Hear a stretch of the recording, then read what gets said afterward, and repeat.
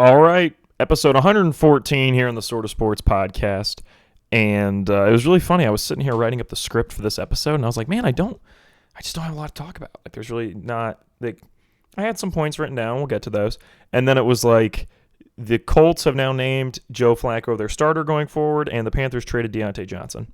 So let's hit the Colts thing second. I actually want to talk about the Deontay Johnson thing. I was literally going to mention this episode. One of my points I wanted to run down is that watching the Panthers this last week, Bryce I don't think is good. I really want to go get Cam Ward in the draft or Shedeur Sanders because those are the two quarterback prospects that I think are good. Maybe Jalen Milroe, but not for us. That would be like the Steelers or Giants maybe could do something with him. Everybody else shouldn't touch him. But those are the only quarterback prospects I like. So Shedeur or Cam Ward. And I was just going to say in today's episode, though, even though, people are going to pull up these numbers, be like, well, Bryce had this many passing. If you watch the game, Bryce played pretty poorly. He threw an interception straight to Patrick Surtain. It was bad and was not impressed at all. But Jalen Coker, we've really found something in him. The undrafted free agent we got last offseason, he's really talented from Holy Cross. Really good wide receiver for us, very underrated. We found something in him. Shai Tuttle's been playing well on defensive tackle, so that's good. And the big one also is Jatavian Sanders. I had that written down. Like, those three guys have all been playing really well. And Jatavian Sanders is our tight end. I honestly think he should be tight end one over Tommy Tremble. I've wanted Tommy Tremble to be good for a long time now, but we're getting to the point it's pretty apparent he's not. I think this is, his fourth season? Yeah. And he's never been the best for us, so I don't think Tommy Tremble's ever going to be anything. But Jatavian Sanders has been playing really well, so make him tight end one. Jalen Coker, we found something with him. If our wide receiver core next year is Xavier Legette, Jalen Coker, and I don't want to do Jonathan Mingo at 3. Like Adam Thielen, that's a pretty good core. Like, I'm happy with that. Give that to Cam Ward and let him cook. Mingo can be the 4th. I don't want Mingo as the 3. If Mingo's your 4th guy, you're fine. But as your 3, that's too much, asking too much out of him. And then going forward, we still got to keep Chuba Hubbard. Like, and Jonathan Brooks, we'll see how he gets involved in the offense soon. I actually really like the pieces we have. I just think we need to put Cam Ward in. And the Panthers, I think, could be actually kind of good next year. And granted, I say that every year, but I think there are flashes right now. Bryce is just not the guy. And everybody who keeps telling me, oh, you got to give him time. I think it's time for him to move on to a different team. Maybe he can be good for another team, but it's just gone with us. We need somebody new. Let's talk about the Anthony Richardson thing. I was literally going to talk about he played really poorly Sunday when I watched them play the Texans. My slate this Sunday was I was watching Patriots-Jets. We'll get to how that ended, obviously. Then I watched Texans-Colts. That was my 1 o'clock slate. Then I did Red Zone from 3 to 4. And 4 o'clock, I watched Panthers-Broncos, and then I would jump over to Commanders-Bears. And we'll touch on all those. So that was my slate for Sunday, other than, of course, the primetime game, which I didn't watch much primetime game. I really didn't care. It was exactly the result I thought it would be. Yeah, I don't think the Niners are going to do anything other than maybe a wild card win this year. I don't think the Cowboys make the playoffs this year. I just couldn't care less, really. And Monday night, I actually thought was a fun matchup. Everybody was like, it's boring. Giant. I'm like, this is a fun team, like, in my opinion, to watch, because I think the Steelers are really interesting right now. And I think they are, like, a pretty, like, damn good team, honestly. And Russ has been playing really well for them. And so that's a fun team, in my opinion, to watch. And then you have whatever crazy shit George Pickens is going to do. And then on the Giants side, you have Malik Neighbors, who's like a top 10 receiver as a rookie. So, like, they have an entertaining guy to watch. So, like, next year, the Giants draft a quarterback. Like, it's going to be really fun. Like, if the Giants could get Shedeur, that'd be perfect. That would be really fun. Really fun setup, because I think the Giants are like kind of fun. And they have Sexy Dexty. He's finally getting his praise. Dexter Lawrence is finally getting the praise he deserves. As a friend of mine, Ian, was saying, he's needed praise for a while. He's really good. And now, people are like, maybe this guy should be Defensive Player of the Year. I will say my dog, Will Anderson, does have 8.5 sacks in the year right now. So that watch out for Will Anderson getting Defensive Player of the Year. But the Anthony Richardson thing, yeah, he played bad. It really feels like he's just boom or bust. Like, when it comes to the plays he makes, where, he'll get a 70-yard bomb, and then the next play he'll, run into someone and get like 3 yards. It's like, what are you doing? What are you doing there, buddy? So I understand the thought process in starting Joe Flacco. I'm not sure how this will affect their relationship with Richardson going forward. But if as far as a winning football sense, we've seen Joe Flacco lead teams to the playoffs like he did last year. He has won a Super Bowl with the Ravens. I mean, if they think that's their best move going forward, if that's what Shane Steichen wants to do, I kind of don't blame him. And so, yeah. It makes sense to me. I just don't know. It was really interesting because before this year, we were all hyping up Anthony Richardson. And then here we are now. You know what I mean? It's just kind of interesting. I still think he'll probably be the Colts franchise guy. But if next year he plays poorly also, they might be moving on, which is crazy.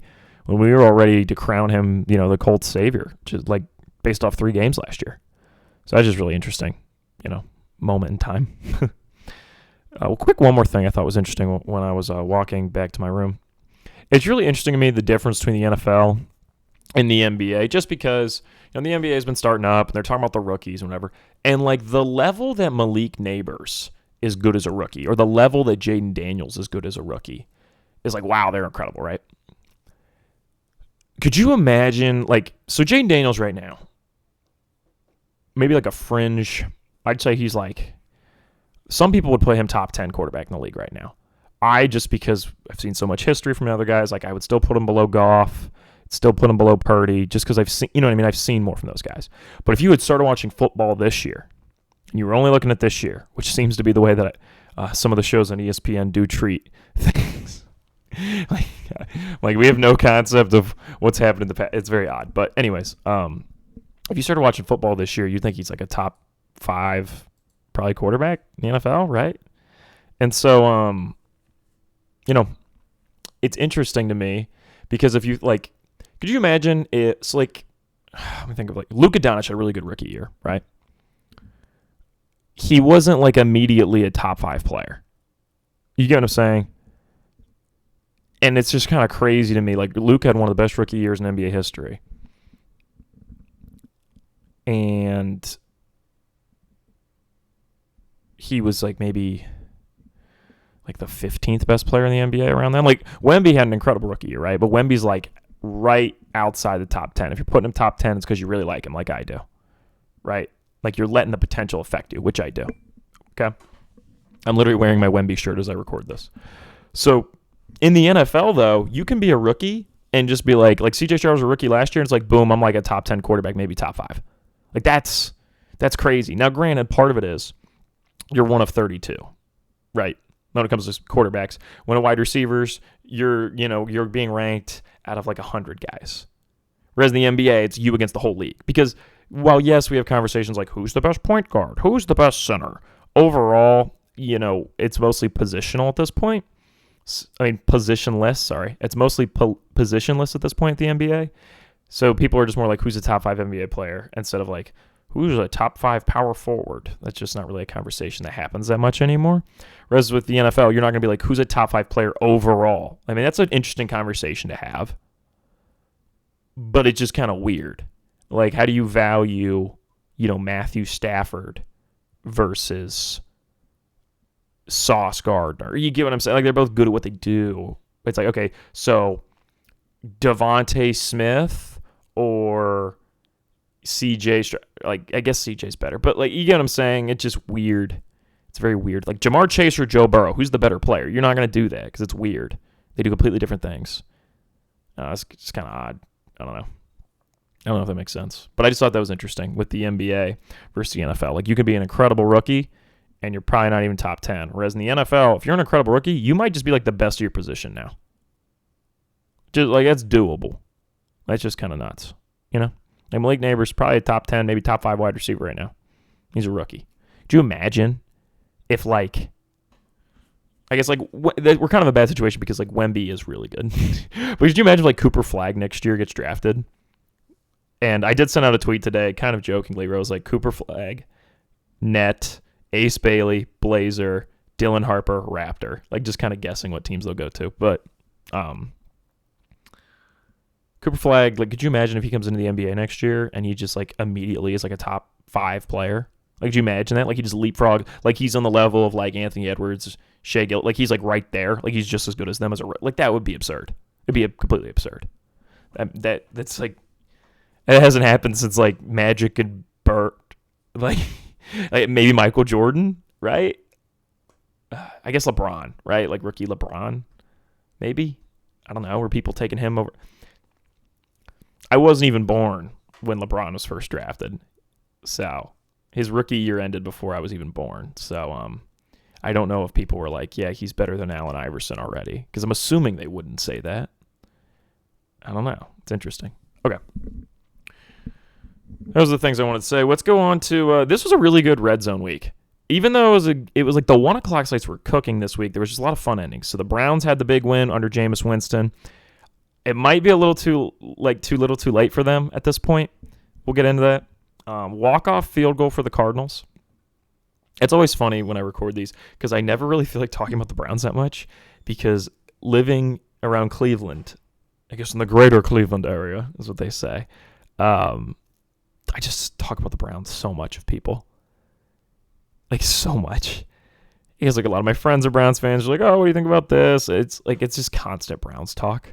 So, like, I get on the pod to record, and it's like, even though I know a lot about the Browns and I think about them a lot, it's like I have no desire to speak my thoughts on the Browns anymore. Just because it's like I'm constantly flooded with Browns information. That makes sense? Might be why I became a Pistons fan, honestly. Is because, like, it was just so much Cavs. I was like, also the Cavs' current uniform set sucks. I can't let anybody tell you otherwise. Not that the Pistons is elite, but, you know, I the red, white, and blue is just nice. It is. There's a reason America chose it. It's a good look. There's not a lot of countries that are maroon and gold. I just think the Cavs' best color scheme is when they have the yellow, like the maroon. Like, my favorite Cavs uniforms, those late 70s ones with the stripes around the sleeves, and then the orange ones with the blue outline on the white lettering. Not the blue jerseys with the orange numbers, the orange ones with white numbers and blue outlines. That's confusing, I know. But early 80s, they were orange, and then late 80s, they flipped to being blue. I guess my third favorite Cavs uniform would be the black one from the late 90s. With that, they brought back in 2020 randomly that Andre Drummond wore for some games. It was like the retro that year. I don't know. Yeah. Cavs have some good uniforms. Okay, sorry. I keep jumping all over. So walk-off field goal for the Cardinals. That was a big moment on red zone. So it was like we had 2 tight endings there. Browns winning like the last minute. Walk-off field goal for the Cardinals. Baker had an opportunity to put the game away. And then in Baker Mayfield fashion, he just put a little too much juice on it and threw an interception in the creamsicle jerseys. And that was sad because those are beautiful. The Patriots won very late, and they kind of like ruined my slate. I was super excited to watch Jets-Patriots. I was tweeting out things like, Justin Herbert fans, Drake May is the guy you've been looking for. Like, I was eating it up, and then he gets hauled to the locker room. And I was like, of course. I name a podcast episode after him, and he gets hurt. Now, I think he's going to be all right. I think it was just a minor concussion. Hopefully he's okay.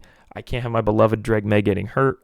So it just kind of ruined my 1 o'clock slate. That's actually why I tuned into Red Zone. It's because, like, I watched Texans-Colts for a bit, and I was like, wow, the Texans are significantly better in this team. This game should not be this close. And then I was like, at 3 o'clock, I was like, all right, I'm just doing the red zone because I was tired. Like, I really wanted to watch Jets-Patriots. And as soon as Jacoby Brissett hit the field, I was like, I could not care less. I could not care less now. Just wanted to watch Drake May. Just want the Patriots to switch to their red uniforms. It needs to be like a rule. Like, when you have an era that very clearly has ended, get new uniforms in. Bring in new uniforms. When Brady retired, they should have gotten a completely new uniforms. They made minor changes. We need a completely new set. Now that Drake's there, get a completely new set. Just get the red jerseys back. Make that the look again. I don't understand why teams don't understand this. Like, you need to have a new look once you've had a defining era. Like, the Chiefs never had to change their jerseys because they didn't really have a defining era. But, like, when Josh Allen retires, the Bills should get new uniforms. Or when they get a new guy that's like their next Josh, right? Because that was like his look. It just, I don't know.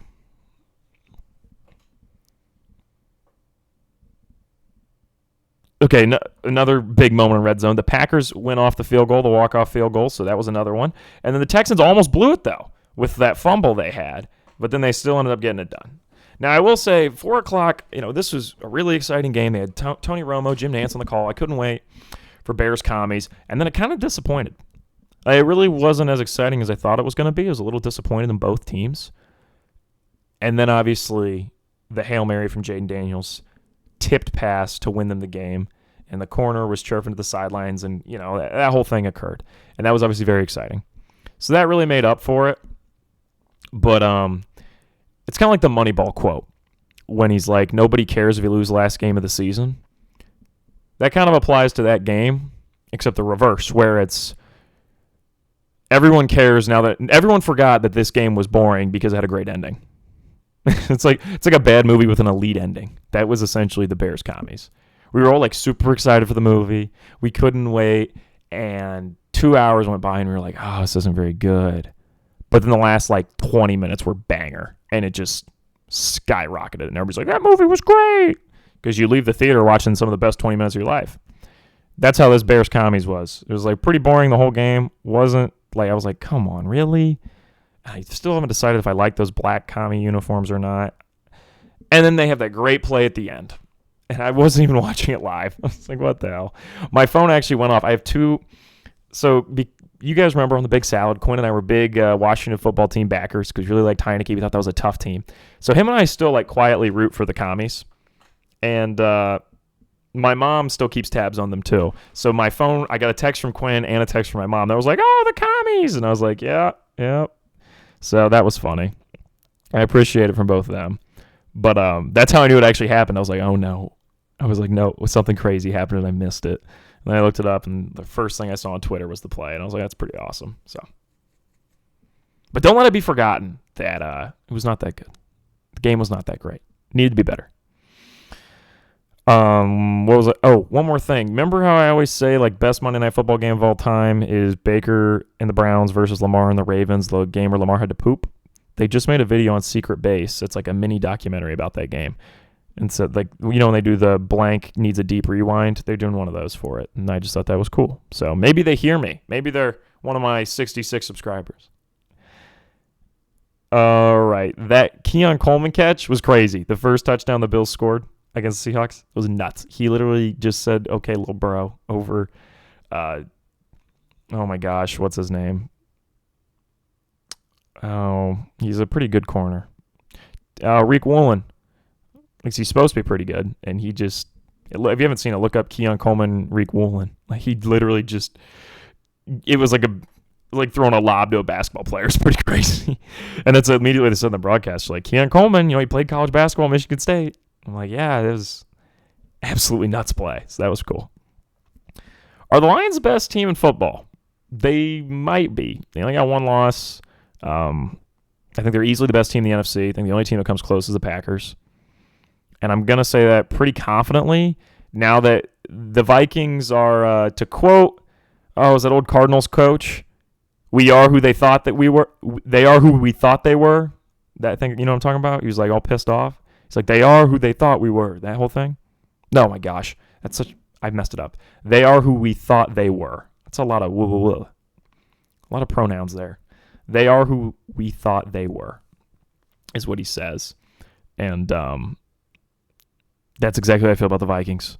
I'm like, yep, this is what I thought they were, which is a fun team that will lose in the wild card or divisional, and we'll look back in 5 years and go, hey, remember when Sam Darnold led them to, they started off the season 7-0 or 6-0 or whatever the hell they were. What were they?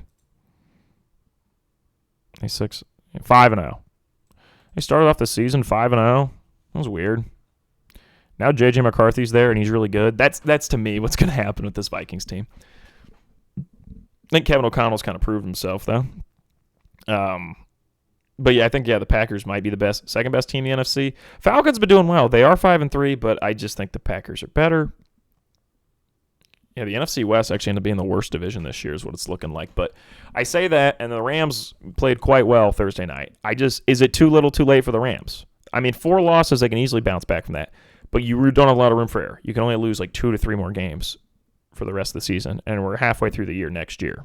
Oh my gosh, halfway through the year next week. So, but we'll get to that, the little game we're going to play, a little Halloween-themed game I'm going to get to. So, classic Steelers win, by the way. You knew that it would be a tied game at halftime or close. It was tied 9-9 at half. Steelers win 26-18 because of course they did. Of course they did. Classic Steelers. Classic Steelers. Close at half, win pretty confidently. Now, granted, you're like, Ryan, that's only 8 points. Okay, true. But it's still classic Steelers win. It's like almost always they're down or tied at half. It's funny. Chiefs defense won them a game again. Nobody cared, but they were in a close game against the Raiders. We all just assumed they'd win, and they did. But the Raiders are like one of the worst teams in football. It's just kind of crazy. That defense is so good. Spagnuolo is killing it there. All right. I just want to say the Commanders should kind of easily win that division. Like I was thinking about it earlier. Giants aren't any good. They're going to get a draft pick. Cowboys are 3-4. I don't see them bouncing back. The Eagles are 5-2, but I don't know anybody who's really high on that team. Even Eagles fans think they're not that good, and they're mad at Sirianni. So to me, the Commanders should win that division relatively easily. I don't know when they play each other. I will admit that. Let me click on the commies. Yeah, they haven't played them yet. They play them in 3 weeks, and then they play them December 22nd. That'll be fun. But I think the Commanders should kind of easily win that division. I don't think the Eagles are that good, but let me see the Eagles' schedule. So here's the teams the Eagles have lost to, right? The Eagles have lost to the Falcons in a very close game. The Saints. Sorry, they beat the Saints. The Bucks. That's it. Falcons and Bucks. They've beaten the Packers that first week in Brazil. The Saints in a close game. The Browns in a close game. The Giants pretty strongly, 28-3. And then Eagles, Bengals, 37-17. Wow, they just have kind of an easy schedule because they play the Jaguars. I know the Bengals are bad, but the Bengals aren't the best. So they play the Jaguars this week. They should win that. Cowboys, it'll be more of a game than you think. Then they play the Commanders. Play the Rams, they could lose that. Play the Ravens, they'll probably lose that. Panthers, they'll win. Steelers, they'll probably lose. Commanders, they might lose again. Cowboys, you never know what happens to those teams play. And then the Giants. So what? Let's say they lose once to the Cowboys. Let's say they split with Cowboys and Commies, right? They lose to the Rams, lose to the Ravens, lose to the Steelers. That would be 5 more losses. So that would put them at 10-7. All right. Eagles probably be a wild card team then. Interesting. All right. Well, maybe it won't be as easy as I thought for the Commanders. I just don't see the Commanders losing a ton more games, but let me look at their schedule. They got Giants, Steelers, Eagles, Cowboys, Titans, Saints, Falcons, Cowboys, and Eagles again in there. Okay, the Commanders' schedule is easier. It's significantly easier because they've already played the Ravens. Because the NFC East is playing the AFC North this year. And the Commanders have already done all their AFC North games except for the Steelers, and they're 3-0. And they could beat the Steelers. I will say the Steelers are a really bad matchup for the Commies, though. It's a really good matchup for Steelers fans because it's high-throttle defense with an offense that's improving every week against an offense that's really good with a defense that's improving every week. They're like mirror images of each other.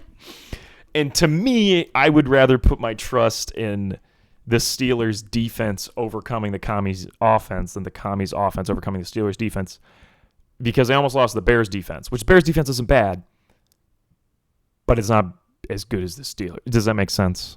I think that makes sense. That makes sense to me. All right, let's play our little game. So I thought of this when I realized I didn't have a ton to talk about this week. So I thought, let's do a little Halloween game.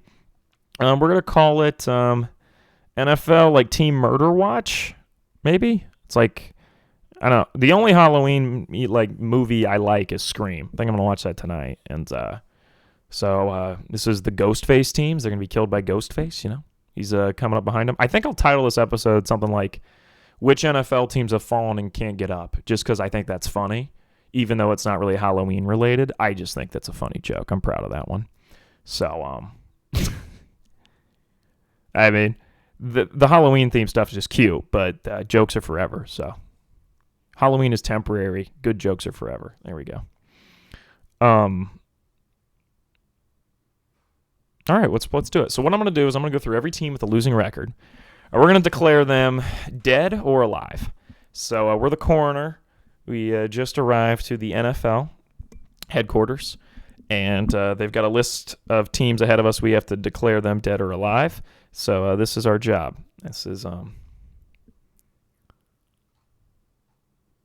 was going to make like a Silence of the Lambs joke, but I can't think of a name for like Silence of the Pigskins, but that doesn't really make sense. Something Silence of the Pigskins, I don't know. Just trying my best, guys. All right, let's get into it. Starting the AFC East, the teams with losing records we'll start with the New York Jets, the team that just keeps being on prime time, and no one wants to watch them. New York Jets, what do we think? I think they're out. I honestly think Ghostface got them kind of as soon as Saleh got fired, and they lost the next week. Not the moment Saleh got fired. I would say the week they lost after Saleh got fired, I was like, oh, they're done. I think it's kind of dead for them. I think you need to start evaluating what you're really going to do, and I think they're kind of trapped. I don't really know what the move is. It's probably draft best player available and roll out Jordan Travis next year if Rodgers calls it quits or demands a trade. And then Jordan Travis is good next year or he sucks. I would bet on sucks. And then you go draft somebody new in like 2025. Sorry, 2026. Goodness. Yeah, I think Jets are dead. Scream. There was I don't know. I don't have like a sound effect. I just think the Jets are dead. Quick thing I gotta say, Broncos right now are 5-3, and I was like a big hater of the Bo Nix thing, and I don't think that he's like the best guy, but I think within Sean Payton's offense he works well because he reminds me a lot of Jameis Winston, and Sean Payton made the playoffs with Jameis Winston. So, wait, didn't they make the playoffs? Whoa. Maybe I'm dumb. Because he was the starter in 2021, right? Right? Goodness. Oh my gosh, I might be wrong. Okay, they went 9-8. They went 9-8 with Jameis Winston as the starter, right? Jameis Winston Saints. Let's check everything, guys, because I got to make sure. Jameis Winston, go to his stats. Because was he the starter in 21 or 22? That's what I want to know. All right. 21, he started 7 games. I'm pretty sure.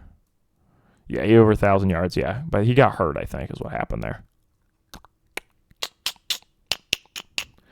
That 30 for 30 year is crazy. 33 touchdowns, 30 interceptions is so wild for the Bucs in 2019. Such an insane thing to happen.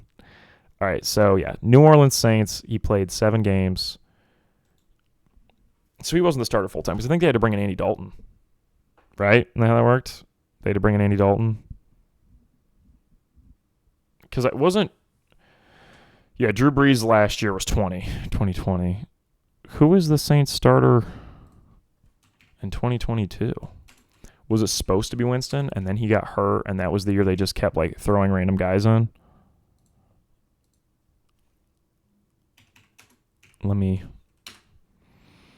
Andy Dalton. Yeah, because Winston was supposed to be, and then it was Andy Dalton for 14 games. Wow. Saints fans, you've had it rough.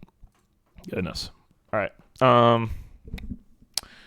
So, back to what I was saying. Jets, I'm going to say dead. Dolphins. They are currently sitting at a record of 2-5. I'm going to say the Dolphins, honestly, I'm not going to call them dead yet. I'm really not, because they do have Tua back. I think there's something they could salvage here. 5 losses isn't a death sentence, but it would take a hell of a turnaround. But I don't think I could officially call them dead yet. There is a world. They do have a lot of talent. We saw them make the playoffs last year.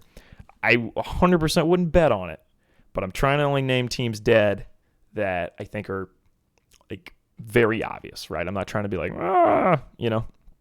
So I would say if we're doing a horror movie, right, if we're doing the Scream thing, they've had drinks, had sex, and just said, I'll be right back. So, like, they're probably going to die, but you just haven't seen the death scene yet. They've broken all the rules. That's what I would say the Dolphins are at. Patriots, they're dead. Oh, my gosh.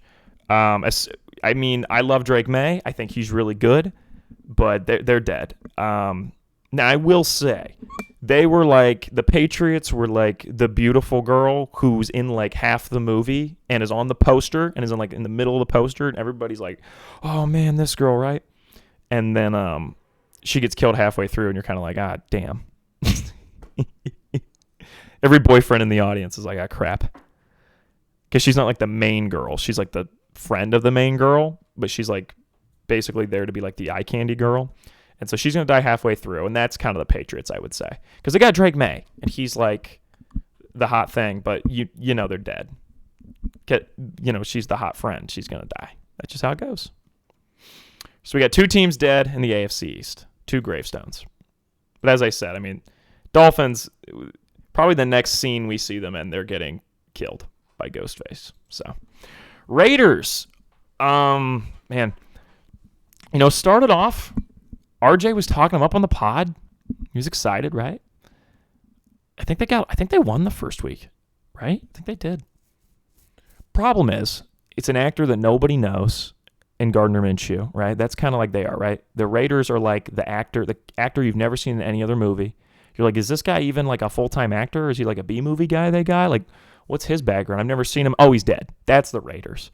You weren't like that concerned anyway, and you're like, is there something here? Oh, if he was a good actor, I'm never going to know. And you forget his name, and then if you ever see him in some other movie, you just go, oh, it's that guy that died in Scream. Yeah, that's the Raiders this year. They're just kind of like the actor that you barely know. So they're the only team with a losing record in the AFC West, so 1 tombstone in the AFC West.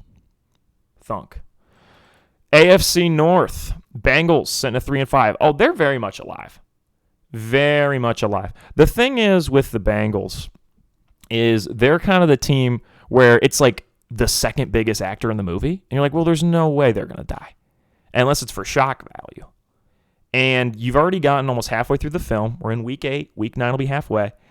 And they're still here. And so you're like, okay, I think, honestly, there's still something here. That's, to me, where the Bengals are at. Because I'm not ready to call them dead. They still have a lot of talent. There's a world where, they step it up. The year that they went to the Super Bowl, they started kind of like this. And then they just turned it around and got rolling. So it's very much still on the cards. I think this division is much harder than the year they went to the Super Bowl. I think the Steelers are playing some of their best football I've seen since probably 2020, genuinely. Honestly, I think this is more sustainable than the way they were playing in 2020, because 2020 you're like, okay, this is going to fall off, whereas this year they're improving every week. So that's big. Like, the Steelers are really good right now, and the Ravens are one of the best teams in the league, and I think the Browns are going to be frisky the rest of the year, but that's the hard part for the Bengals, but they're definitely not dead. The Browns, it's too little too late for me. There's just not enough wiggle room. 6 losses. They're 2-6 right now. It's just too much. Like, they would have to basically only lose one more game, and even then you still not make the playoffs. That's an insane burden. They're probably going to finish the season like 6-11, maybe 7-10 if they're lucky. Get some good vibes in there. Draft best player available. Don't go quarterback this year in the draft. Yeah. Just don't fire Stefanski. I think they're going to. And unless the goal is to hire Vrabel, I don't see the point. I don't think Stefanski's a top 10 coach, but I also don't think you're going to get somebody better, just realistically. And you're the Browns, so it's not like you had a good track record of coaches. So I would keep him, but whatever. Definitely dead. This one's weird. It's like the movie cut off, and the producers replaced the main actor halfway through it, and that actor was so terrible that they had to change the script so they could kill him earlier. That was this. This is me saying Baker Mayfield to Deshaun Watson. That's what happened. And the producers are the Haslams. They replaced one of the actors in the movie, and that actor was so terrible in his role that they actually ended up changing the script. And so the part was going to be bigger back when Brad Pitt was playing it, but now we got replaced by who's a bad act? I don't know. I don't know too many bad actors. Chase Stokes, I'm sorry. I know you get replaced by Chase Stokes. They just shortened up the part. Had Ghostface take him out earlier. That's where the Browns are at. So Browns, dead. The only dead team in the AFC North. AFC South, we got 2 teams with losing records because the Colts are 4-4. Titans at 1-6. Oh, they're so dead. Oh, man. Completely dead. Honestly, I don't even have like a funny metaphor for this. I just picture imagine if they did one of the Will Levis mayonnaise commercials with a cameo from Ghostface and he defends himself using mayonnaise. That's really stupid. But this Titans team is very good, so I'm not going to put too much effort into it. And Mason Rudolph is the starter right now. What? Realistically, he's more of a Christmas movie guy. You know what I mean? If you didn't get that joke, come on. Did you get it now? Yeah. Not my best work, I know. Yeah, Titans are dead. I don't think they're going to draft a quarterback. Maybe they will. We'll see when draft time comes. It's not a very good team. There's not a lot of talent. And it's not like Will Levis any good either, so it's just kind of weird. Like in his defense, he doesn't have a lot of talent around him. But it's like they could get talent around him this draft and then the year after draft a quarterback. But like, it's whatever they want to do. I don't know. My thought, if you can't get Shador or Cam, is like probably don't take anyone. But part of the thing is the Titans, they just need new uniforms because they're hideous. Who thought double blue was a good idea? What? So yeah. Jaguars, losing record. They're definitely dead. They'll win some games they're not supposed to this year. I'm kind of surprised Peterson's still the coach. I guess he must have some really good will from the ownership or management. I feel like they are going to get a new coach this offseason. Please stop posting Urban Meyer, do you miss me yet memes. Stop. But yeah, I think you can move ahead with Trevor, but they're definitely dead. This is an off-screen death. No one was really cared that much. Everybody just kind of goes, "Oh yeah, she was killed by Ghostface, or he was killed by Ghostface." Whatever gender you want to assign to the Jaguars in this metaphor. Yeah, I'm not. I don't think anyone's too concerned by this. I think it's disappointing for Trevor Lawrence. I think Brian Thomas Jr. is good, though, so that's good, right? You're right, yay, yippee, woohoo, yay. So, yeah, but Jaguars definitely dead. Not going to be doing anything this year. And I want to clarify, when I'm saying the team's dead, like they're not making the playoffs. They're not doing anything this year. They're not going far. That's what I'm saying. All right, NFC East. We got 2 teams losing records, Cowboys and Giants. I'm not going to call the Cowboys dead just because the producer of the film's son is in the movie, and that's what the Cowboys are in this film. And just because the NFL loves the Cowboys, and it's Jerry Jones, they always somehow find a way to win some BS games. So that to me is the Cowboys. They're the Nepo baby of the NFL. And okay. Okay. I was actually recording something the other day. It wasn't for this. It was like pre-recording my radio shift at the radio station. And I get out, and the person that was in there was like, "Were you like the person that was in the studio actually doing the live radio shift got off the air?" And she turns to me and she's like, "Were you laughing in there?" And I was like, "Yeah, I said some funny stuff, made myself laugh." She's like, "You laugh at your own jokes?" I was like, "Well, no one else is there to do it." And she was just like kind of rolled her eyes and laughed. And I was like, yeah, then I thought to myself, I'm like, I laugh so much when I'm recording the pod. Like, for my own jokes. My goal is hoping that you're laughing with me. I like to imagine there's somebody out there who listens to these and they're just like, this fucking guy. I can't. Oh, my gosh. He thinks he's so funny. Like, they're like hate listening to the Sort of Sports podcast. Like, one of my like 40 listeners. I appreciate it. Even if you're hate listening. Oh my. I really hope that's not what Genevieve does, because half of this show is just regurgitated what I talked to her about. I hope you realize that. Like a decent half of this is she's already heard half the show. It's a miracle she listens to it anyway. And then for my mother, she listens to it because then she has something to talk to me about when we're on the phone. Because she can be like, "Oh, in your podcast, you did this." And I'm like, "Yeah." It's honestly a smart move by her. Very smart move by my mother to figure out the way to always know how to talk to me about something is by keeping up with the podcast. You essentially know the things I'm interested in and the things I'm thinking about. You can be like, "Oh, what about this?" It's a very smart move by her. All right. Cowboys, I'm not ready to call dead just because their dad's a producer of the film. So, Cowboys, they just, they're the Cowboys. Who knows? Giants are dead. The Giants, to me, I think they're just thinking logically. They're like, look, we'll try to win some games. Hopefully, I really hope Daboll keeps his job. If they get Shador, that'd be really fun. I don't think they're gonna. My ideal landing places are Cam Ward, Panthers, Shador to the Giants, and Travis Hunter to the Patriots. That'd be the best. I need Travis Hunter and the Patriots. Need Drake May to have somebody to throw it to. Oh, it'd be so good. But they're probably going to win a couple more games. That might knock them out of the Shador rankings. I mean, if Shador comes to my Panthers, that'd be awesome. I mean, come on.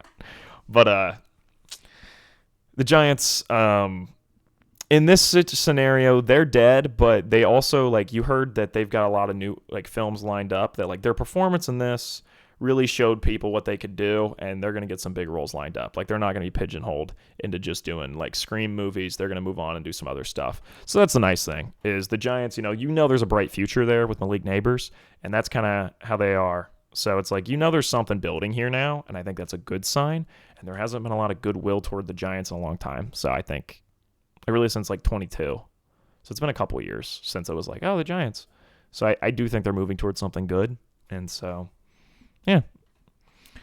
There's only one team with a losing record in the NFC West, and it's the Rams. They are 100% not dead. Matthew Stafford literally looks like a guy who would play like the sheriff in a Scream movie. And so that helps them. And in this metaphor, they are that character. It's like the sheriff's not going to die.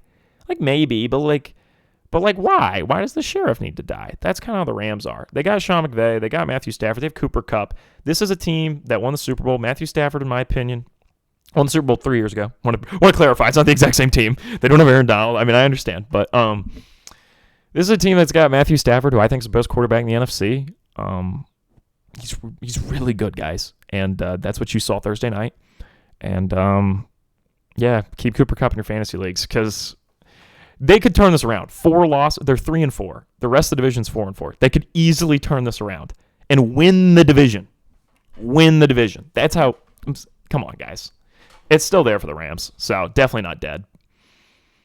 NFC North, no teams with a losing record. NFC South, we have 2 teams with a losing record. We'll do the Saints first, 2-6. Man, the Saints, 6 straight losses. We were all talking about them. They were 2-0. Oh, my goodness. Me included. Even I was like, what the heck's going on here? Nope. Now they might fire Dennis Allen. I don't know why they'd keep Derek Carr another year. The New Orleans fans hate him. I do not blame them. If I'm them, I'm just saving all my money for a Super Bowl ticket. So, actually, Texans-Packers is starting to look like a good choice for the Super Bowl. I just want to state. If you really put a gun to my head and made me pick a Super Bowl winner right now, I'd say the Lions, but I don't want to pick them because if the Klinger curse is effective for football too, I mean, we know it's the most effective for baseball. We've been over this. We've seen it work for football. I mean, Drake May got hurt, and I titled him and made the thumbnail last video. But hopefully, I don't even want to mess with the Lions mojo. They got so much good mojo. So, especially those new uniforms. So good. But the Saints, they're not good. They're definitely dead, and they'll probably not. I don't really know what they do this offseason. They probably get rid of Dennis Allen. I don't really know. I don't know. Who knows? Who knows what they're going to do? I don't. Team's bad. It's just rough. Chase Young was supposed to be real. What happened to Chase Young, man? He was. Oh man, what happened, guys? Yeah, the Saints are dead. I would compare them. What's the Saints gonna be? The Saints started off in the movie, and you're like, oh, this is gonna be a really good character, and oh wow, they died already. Oh my gosh. Wow, I really thought there was something. Like, they even, like, set up a plot line and everything. And they just ended it. I can't tell if this is good or, like, really smart writing. Because it's like, oh, we tricked you. Or if it's just terrible writing. Because it doesn't really make sense. Like, they literally had a plot line. And they just ended the plot. Wow. That's the Saints. Carolina Panthers. Panthers season is definitely dead. We talked earlier about them. I don't really need to go into deeper detail. For comedy's sake, because I think this is funny, I don't really know if this is the most accurate metaphor for them, but I think it's funny. So I'm gonna do it. The Panthers died in the trailer for the film. They were like the murder that's in the trailer. That's the Panthers. Like, a movie hasn't even started, and you know they're gonna, like, you see him in the first 5 minutes. You're like, oh yeah, that guy's dead. I've seen the trailer. I saw the trailer for this when I went and saw Venom: The Last Dance. I know what's gonna happen here. That's the Carolina Panthers. All right, to wrap up, dead teams in the NFC, as in they're not going to do anything really this year. Saints, Panthers, Giants. So only 3 in the NFC. Go over to the AFC. We have Jets, Patriots, Raiders, Browns, Titans, Jaguars. So 6? Wow, 6 in the AFC. So 3 in the NFC, 6 in the AFC. Wow. So only 9 teams are dead. There you go. It's pretty exciting. All right, we're going to wrap things up with some marquee matchups. All right, 1 p.m., we got Broncos at Ravens. That'll be fun. Ravens should win this. I don't think the Broncos are that good. It would be interesting because they could put up some points against this Ravens defense. This Ravens defense it's not the same without Mike McDonald. So Bears at Cardinals. You're watching Marvin Harrison Jr. get it from Kyler Murray, and then you're watching Caleb Williams dice it up. It'll just be a fun game. And the Bears defense is underrated, so that'll be fun. 4 p.m. Lions-Packers. This is a potential NFC championship matchup. It's probably, honestly, my pick at the moment. And this should be a really fun game. So I think it'll be a great 4 o'clock game. Primetime picks, Thursday Night Football. Texans over Jets by a mile. They should just smack them. But the Texans lately have been in some games where I'm like, why is this close? So it might be one of those. They really got to stop doing that. Also, Stephon Diggs is out for the year now. I should have mentioned that earlier. I'm not that concerned because I think they'll be fine with Nico Collins and Tank Dell. Like, the Stephon Diggs was a luxury. And clearly, someone stepped in. Like, the powers that be, I said before, baseball's God's game and football's for heathens. Well, God stepped in and said, you guys got a little too good. So it took out Stephon Diggs. Hopefully he's going to be all right. Sunday Night Football, we got Vikings over Colts. It would be really interesting if Joe Flacco beat the Vikings in Sunday Night Football. That's what I'm rooting for. I think it'd be really cool. I honestly want to take that. But the Colts looked really bad last week. And I understand it was Anthony Richardson. But I got to see it first from old Joe. So, Joe, please make America fall in love with you again on Sunday Night Football. Please. It'd be the perfect Joe Flacco win game. Sunday Night Football, everybody's tuned in. Oh, my gosh, please. Please. But I'll still take the Vikings. 3 straight losses for the Vikings would also be crazy. Monday Night Football, Chiefs versus Bucks. I love you, Baker, but you're probably going to throw like 2 picks against this Chiefs defense, and Chiefs. Closer than it should be, though. Baker throws like an interception like the last 5 minutes. They lose. All right, quick things I want to touch upon. My Colorado Buffaloes are now ranked 23rd in the nation, so they are ranked. We got to go on to win the Big 12 and get the college football playoff. That's the goal now. And one more thing. Quick touch in the NBA. JJ Redick being like a good coach is like the most fun outcome of that whole saga. And he might be. Like, he might actually be. Like, he has the Lakers running an offense. I've seen clips online. They're running an offense like a college team. And I'm like, whoa. And so it's kind of a really fun outcome if he's like a really good coach and does interesting things. Because we're in this really bad epidemic with the NBA where your best teams aren't that interesting to watch. I think the Knicks are fun to watch. I think Jokic and the Nuggets are fun to watch. Like, the Celtics are not fun to watch. Like, they're not. And it would be really fun if Redick's like a really good coach and the systems he's using work. He's kind of got Anthony Davis in like a Jokic role. Like, the offense runs through Davis, and it's kind of working. I don't know. It's interesting. So, yeah, it's like the most fun outcome of that. That's like the most... I didn't see this coming, but it's really cool. If he's like coach of the year and they're like good, that's kind of fun. I don't know. I think it's a fun outcome. All right. It's like LeBron in his old age working with a coach. That's kind of interesting, isn't it? That's an interesting arc to take. As a guy who doesn't really like LeBron that much, I even can say that's an interesting arc. Okay. That is it from me. Halloween is in 2 days, so have a great time, whatever you're dressing up as. I will see you all in the next one. Enjoy. Yeah, just enjoy whatever you're doing. I don't know what you're up to. So whether you're celebrating Halloween or not, or whether you're cooking dinner, or I don't know, whatever the hell you're doing, but hopefully it's great. Enjoy it. Enjoy your life. I rewatched some Harry Met Sally the other day, so I'm automatically in a better mood. Mr. Zero knew.